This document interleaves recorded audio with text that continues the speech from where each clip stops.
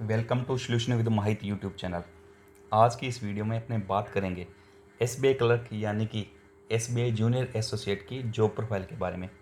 इस वीडियो में अपने डिस्कस करेंगे कि जूनियर एसोसिएट की क्या क्या ड्यूटीज़ होती हैं, उसको बैंक में क्या क्या काम करना होता है।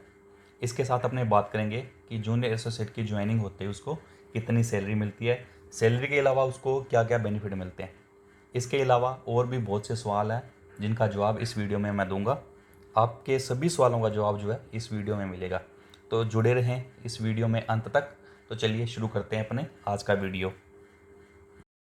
जैसे कि आप सभी को पता है, एसबीआई इंडिया में पब्लिक सेक्टर का सबसे बड़ा बैंक है, तो इसमें काम करना अपने आप में एक प्राउड वाली बात है।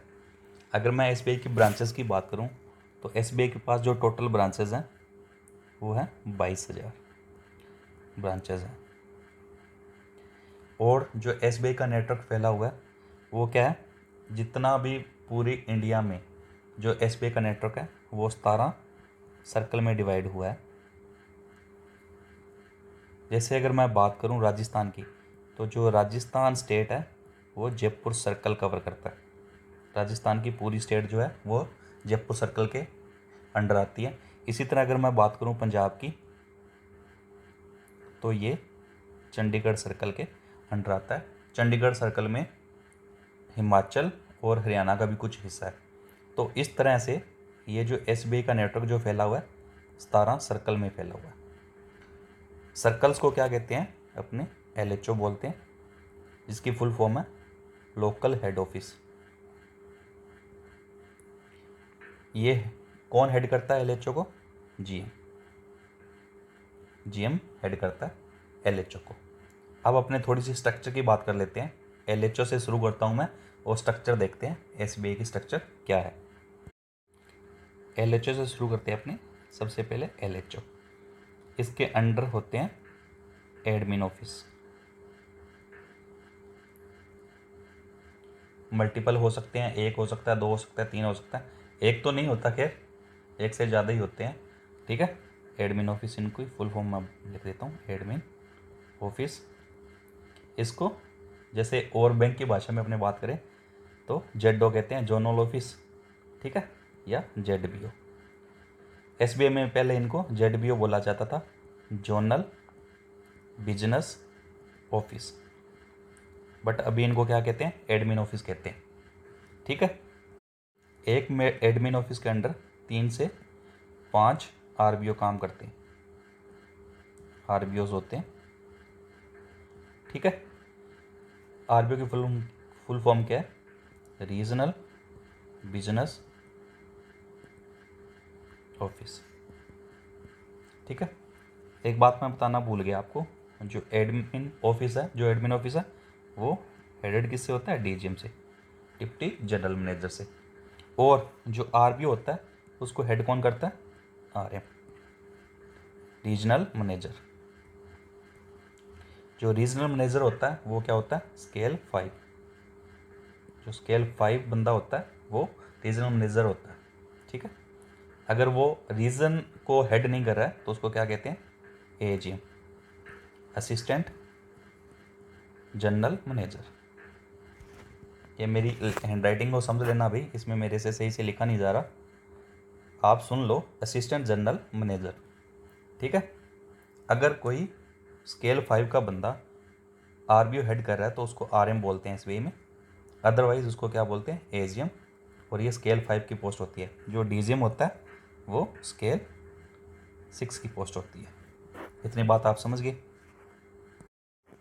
जो फर्दर आरबीओज होते हैं, ये क्या होते हैं, इनके अंडर ब्रांचेस होती हैं।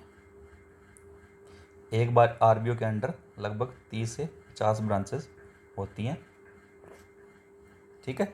और ब्रांच तो आपको पता ही है, मैनेजर हेड करता है।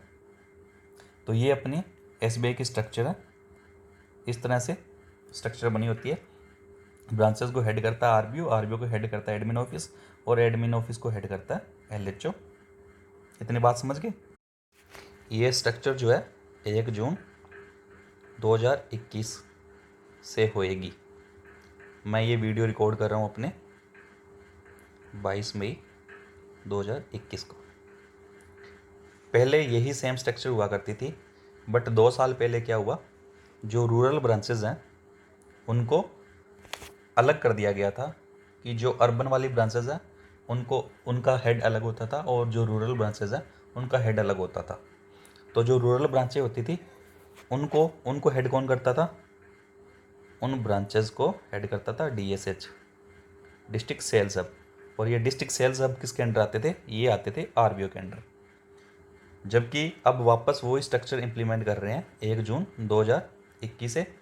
तो अभी ब्रांचेस को हेड कौन करेगा, डायरेक्ट RBO ही हेड करेगा। अब बात करते हैं अपने जूनियर एसोसिएट की ज्वाइनिंग की। जैसे कि आपको पता ही है, प्री और मेन एग्ज़ाम होता है, उसके बाद सिलेक्शन के बाद SBI वाले बैंक आपको बुलाता है ट्रेनिंग के लिए। ट्रेनिंग कहाँ होती है, ट्रेनिंग SBI के ट्रेनिंग सेंटर्स में होती हैं। ये वैकेंसीज़ के हिसाब से आपको बुलाते हैं नज़दीकी ट्रेनिंग सेंटर पे। जैसे अगर मैं पंजाब की बात करूं तो पंजाब का जो ट्रेनिंग सेंटर है वो पटियाला है। पहले ये पंचकुला होती थी, बट मर्जिंग के बाद जो ट्रेनिंग सेंटर था वो पटियाला भी था, तो अब ट्रेनिंग पटियाला होती है।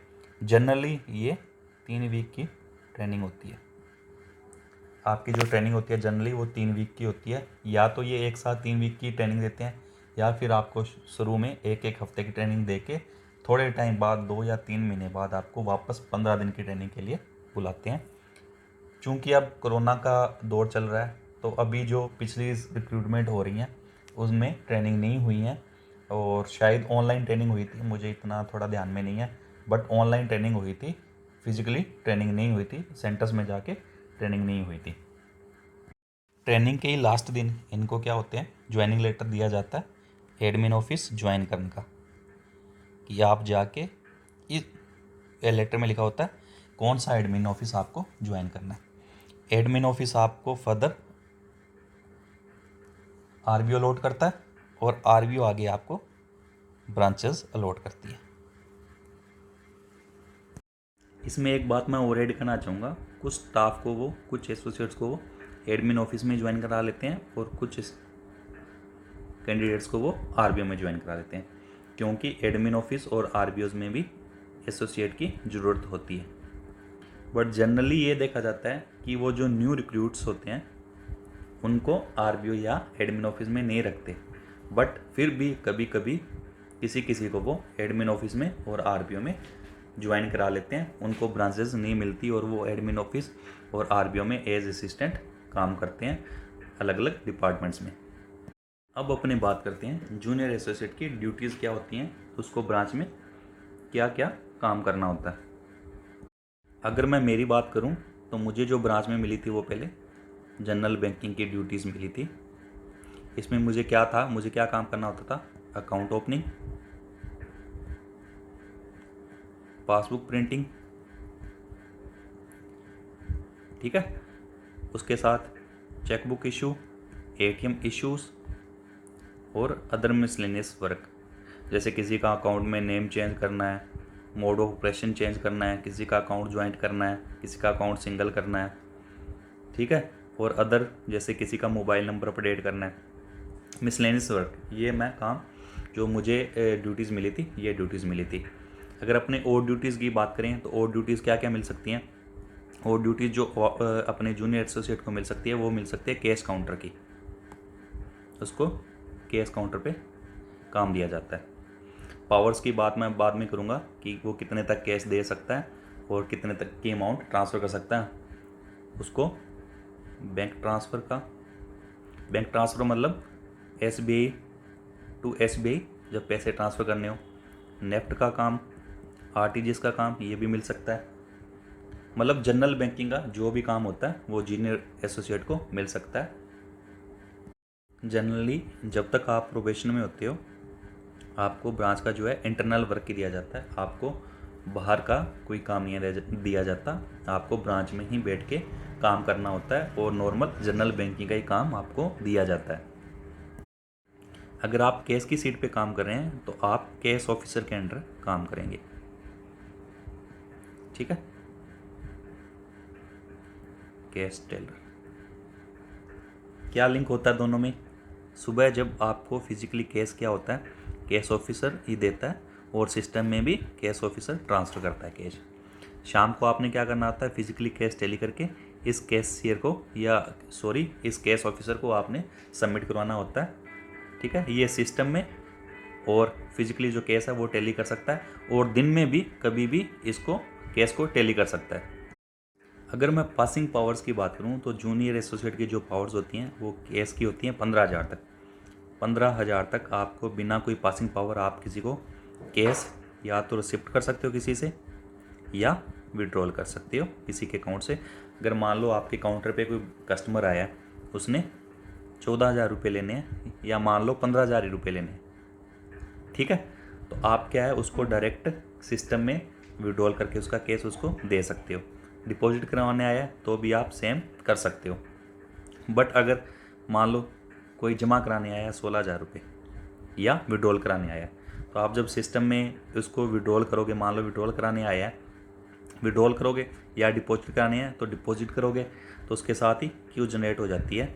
वो जब तक आपका ऑफिसर वेरीफाई नहीं करेगा तब तक वो ट्रांजैक्शन जो है अफेक्टिव नहीं मानी जाती।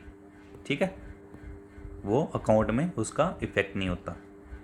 अगर मैं ट्रांसफ़र की बात करूं कि आपने SBI टू SBI किसी के अकाउंट में ट्रांसफ़र, कस्टमर ने रिक्वेस्ट की है, आपको वाउचर दे दिया कि मुझे इस अकाउंट में SBI के इस अकाउंट में जो है पेमेंट है ट्रांसफ़र करनी है, तो आप जो 20,000 तक की है लिमिट आप उतनी ट्रांसफ़र कर सकते हो। उससे अगर ज़्यादा होएगी तो वो क्यू जनरेट होएगी और वो ऑफिसर से वेरीफाई करवानी पड़ेगी, पास करवानी पड़ेगी, तभी वो अकाउंट में अफेक्टिव होगी।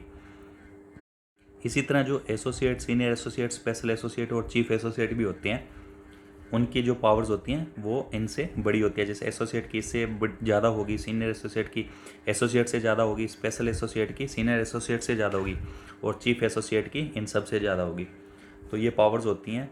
ये क्या होता है, SBI में क्या है, जो क्लरिकल स्टाफ है ना उसकी भी प्रमोशन होती है। ठीक है, जो SBI बैंक में है जो क्लरिकल स्टाफ है उसकी भी प्रमोशन होती है। ये भी मैं आपको चलो इस वीडियो में चलता चलता बता देता हूँ। जब आपकी ज्वाइनिंग होती है, मैं इसको थोड़ा रफ कर लेता हूँ। जब आपकी ज्वाइनिंग होती है तब एज क्या होती है, जूनियर एसोसिएट। ठीक है, जब आपकी जॉब को 1 साल कंप्लीट हो जाता है, 1 ईयर, तो आप क्या बन जाते हैं, एसोसिएट। ठीक है, इसके बाद जब आपके 8 साल कंप्लीट हो जाते हैं जॉब के, फिर आप बनते हैं सीनियर एसोसिएट।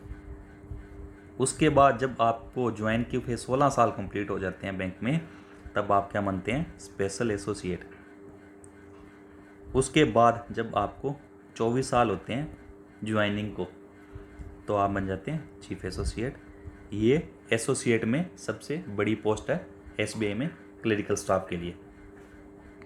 जिस तरह से आपकी पोस्ट बढ़ती जाती है उस तरह से आपकी पावर्स, जो पासिंग पावर है मतलब कैश की और ट्रांसफ़र की, वो भी बढ़ती जाती है। और उसके साथ आपको जो स्पेशल अलाउंस मिलता है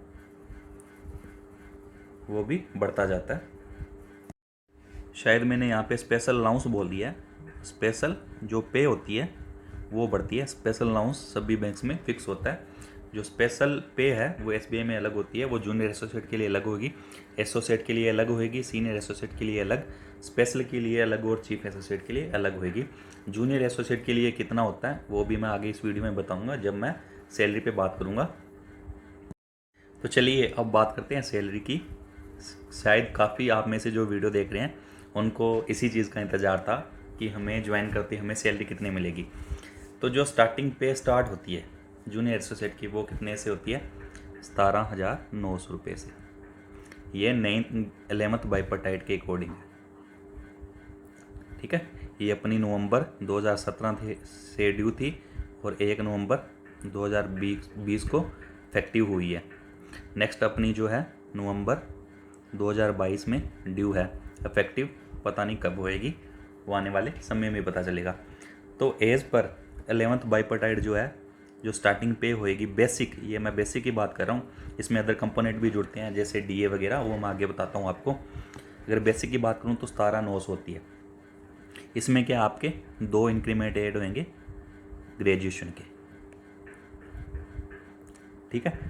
ये 3 इंक्रीमेंट 1000 के ऐड होने चाहिए, 2 इंक्रीमेंट अगर 1000 के ऐड होंगे तो 2000 रुपये आपके ऐड हो जाएंगे। ये कितने हो गए? 19,900 रुपये आपकी जो बेसिक पे आपको ज्वाइन करते ही मिलेगी। अगर अब मैं बात करूं कि बेसिक पे के अलावा सैलरी में क्या क्या मिलता है, एक तो बेसिक पे होगी, इसके बाद अपने को मिलता है एक डियरनेस अलाउंस जिसको अपने डीए बोलते हैं, इसके बाद HRA जिसको बोलते हैं अपने हाउसिंग रेंट अलाउंस, ठीक है। एक मिलता है अपने को ट्रांसपेरेंट अलाउंस, गलत बोला गया मेरे से, ट्रांसपोर्ट अलाउंस होता है। उसके बाद मिलता है अपने को एक स्पेशल अलाउंस और एक अपनी होती है स्पेशल पे। ये दोनों डिफरेंस है। स्पेशल अलाउंस है जो सभी बैंक्स में मिलता है, स्पेशल पे अपने जो क्लेरिकल की जो पोस्ट होती हैं, जैसे मैंने अभी बताया था, जूनियर एसोसिएट, सीनियर, स्पेशल और चीफ, इन सब का अलग अलग मिलता है, ठीक है। तो अपने जो सैलरी के कंपोनेंट होते हैं वो हैं ये होते हैं। इसके साथ अपनी कुछ डिडक्शन भी होती है। वो क्या होती है? अपनी PF की डिडक्शन। अपने बैंक में क्या है, SBI में PF और NPS दोनों का कंट्रीब्यूशन होता है। एम्प्लॉय का भी कंट्रीब्यूशन होता है और बैंक का भी, एम्प्लॉय जो एम्प्लॉयर अपना बैंक है वो भी कंट्रीब्यूट करता है। अदर बैंक की बात करूं तो उनमें PF और NPS में वो दोनों में से एक चीज़ सेलेक्ट कर सकते हैं, ठीक है। तो SBI में PF और NPS दोनों होते हैं। तो आपका PF डिडक्शन होएगी, NPS की डिडक्शन होएगी। अगर आपने कोई यूनियन ज्वाइन कर रखी है तो उसकी भी डिडक्शन होएगी। अदर मिसलेनियस डिडक्शन भी हो जाती है। जैसे अगर कुछ स्टेट्स की बात करूँ तो वो प्रोफेशनल टैक्स लेते हैं, तो वो भी डिडक्शन होती है आपकी। अगर सैलरी में अपना जो DA कैलकुलेट होता है वो बेसिक पे, स्पेशल पे, स्टेगनेशन इंक्रीमेंट क्या होता है? ये होता है एक ना हायर स्केल होती है अपनी बेसिक पे की, ठीक है। जब हायर स्केल पे पहुंच जाता है ना, तो पहले ये 3 साल था, अब 2 साल कर दिया। ये 2 साल के बाद उसको इंक्रीमेंट मिलता है। अदरवाइज़ क्या मिलता है उसको? एवरी ईयर, हर 1 साल बाद जिस मंथ में उसकी ज्वाइनिंग हुई थी, नेक्स्ट ईयर उसी मंथ की पहली तारीख को उसका इंक्रीमेंट लगेगा। तो जब हायर स्टेज पे वो पहुंच जाता है, उसके बाद जो इंक्रीमेंट है उसका हर साल नहीं लगता, वो 2 साल रुक के लगता है। तो उसको अपने क्या कहते हैं? Stagnation increment. स्टेगनेशन मतलब रुकावट, इंक्रीमेंट में रुकावट हो जाती है। स्पेशल पे मैंने बता दिया आपको क्या होती है, ग्रेजुएशन पे या क्वालिफिकेशन पे। ग्रेजुएशन पे मैंने बताया कि आपको जब ज्वाइन करते हो तो बेसिक के साथ 2 इंक्रीमेंट ग्रेजुएशन पे के शुरू में ही मिल जाते हैं, या फिर आपने जैसे GIB CIB आपने क्लियर किया हुआ है तो उनका भी जो इंक्रीमेंट लगता है वो भी इसमें काउंट होता है। ऑफसेटिंग पे अगर आप जूनियर एसोसिएट को तो खैर ऑफसेटिंग नहीं करवाते, तो अगर जैसे एसोसिएट है वो अगर सीनियर को ऑफसेट कर रहा है, अगर कोई किसी ब्रांच में मान लो सीनियर एसोसिएट नहीं है और जो एसोसिएट है वो उसकी सीट का काम कर रहा है, तो उसको ऑफसेटिंग मिलती है। तो सब DA, HRA, provident fund, gratuity, pension और न्यू NPS जो है न्यू पेंशन स्कीम, इनके लिए काउंट होती हैं, ठीक है। अगर मैं स्पेशल पे की बात करूं तो नए बाइपर्टाइट के हिसाब से जो बेसिक पे और DA है उनके जोड़ का 16.40% जो है वो अपने को स्पेशल पे मिलती है, ठीक है। ट्रांसपोर्ट अलाउंस क्या है? ट्रांसपोर्ट अलाउंस अपने को 600 रुपये प्लस जितना DA चल रहा है उस पर उतना DA मिलता है, ठीक है। HRA जो है वो क्या है? 10.25% के लिए मैंने आपको पीछे कंपोनेंट बताए थे एक स्लाइड में, तो वो जो टोटल है उनका 10.25% अपने को HRA मिलता है। जैसे मैं आपको स्पेशल पे बता रहा था, तो जूनियर एग्रीकल्चर एसोसिएट या जूनियर एसोसिएट है उनके लिए जो अभी स्पेशल पे है वो 1280 रुपये है। पहले वो 820 रुपये होती थी, अब स्पेशल पे जो उनको मिलेगी 1250 रुपये। ये जो सारे सैलरी के पिछली 3-4 स्लाइड से मैं आपको सैलरी के सारे कंपोनेंट मैंने आपको बता दिए हैं, आप जोड़ लगा के देख लेना भी आपकी सैलरी कितनी बन रही है, ठीक है। तो अब और किसी से मत पूछना कि यार सैलरी कितनी मिलेगी, आप खुद इनको जोड़ लगा के देख लेना, आपको मोटा मोटा अंदाज़ा हो जाएगा कि हमें इतनी सैलरी मिलेगी। अगर अदर बेनिफिट की मैं बात करूं तो अगर आप मान लो किसी और ब्रांच में डेपुटेशन पे जा रहे हो या और बैंक के काम के लिए कहीं बाहर जा रहे हो, तो आपको जो हार्टिंग अलाउंस मिलता है वो अगर जो पॉपुलेशन जहाँ पे 12 लाख से ज़्यादा है वहाँ पे क्या है 1050 रुपये एक दिन का। जहाँ पॉपुलेशन 5 लाख से अबव है और 12 लाख से कम है वहाँ पे जो ये है 900 रुपये पर डे का। और बाकी जो सभी प्लेसेस हैं वहाँ पे आपको हार्डिंग कितनी मिलेगी, 675 रुपये। इसके साथ आपको ट्रांसपोर्ट अलाउंस भी मिलता है, टीए बिल भी आप क्लेम कर सकते हो। इसके अलावा अगर मैं बात करूं कि जूनियर एसोसिएट को और क्या बेनिफिट होते हैं, तो आपको 2 व्हीलर लोन मिल सकता है, ठीक है। ये आप प्रोबेशन में भी ले सकते हैं, 2 व्हीलर लोन आप प्रोबेशन में भी ले सकते हैं। इसके बाद जो बेनिफिट है वो आपकी 1 साल की जॉब में कोई बेनिफिट नहीं है सिवाय पेट्रोल के। आपको पेट्रोल, न्यूज़पेपर और एंटरटेनमेंट अलाउंस के पैसे मिलते हैं। आपका पेट्रोल जो होता है वो 20 लीटर पेट्रोल के आपको जो पैसे हैं वो क्लेम कर सकते हैं, प्रोवाइडेड कि आपके HR में इसमें आपने अपनी व्हीकल डिटेल डाली हो और व्हीकल आपके नाम होना चाहिए, ठीक है। अगर आपके पास व्हीकल की रजिस्ट्रेशन कॉपी नहीं है तो आप सर्टिफिकेशन बेस पे आप इसको क्लेम कर सकते हो। उसकी आपको लमसम अमाउंट मिलती है 1400 से 1500 रुपये, ठीक है। इसके अलावा आपको जो 1 साल तक है कोई बेनिफिट नहीं होता। 1 साल बाद जब आप एसोसिएट बन जाते हो तो आप फेस्टिवल एडवांस ले सकते हो। इसके अलावा जैसे जैसे आपकी जॉब बढ़ती है तो आप हाउसिंग लोन के लिए एलिजिबल हो जाते हैं, ओवरड्राफ्ट के लिए एलिजिबल हो जाते हैं, ठीक है। आप कार लोन के लिए एलिजिबल हो जाते हैं, ठीक है। ये सभी आपको स्टाफ रेट पे, जो स्टाफ रेट होता है वो पब्लिक रेट से कम होता है और लगता भी सिंपल इंटरेस्ट के हिसाब से, ठीक है। मुझे लगता है कि मैं सारी बातें इस वीडियो में बता चुका हूँ कि जूनियर एसोसिएट के क्या क्या काम होते हैं, उसको क्या क्या सैलरी मिलती है और उसके अदर क्या क्या बेनिफिट होते हैं। तो करें तैयारी मन लगा के और ज्वाइन करें SBI जूनियर एसोसिएट की जॉब और प्राउड फील करें कि आप इंडिया के सबसे बेहतर और बड़े बैंक में जॉब कर रहे हो।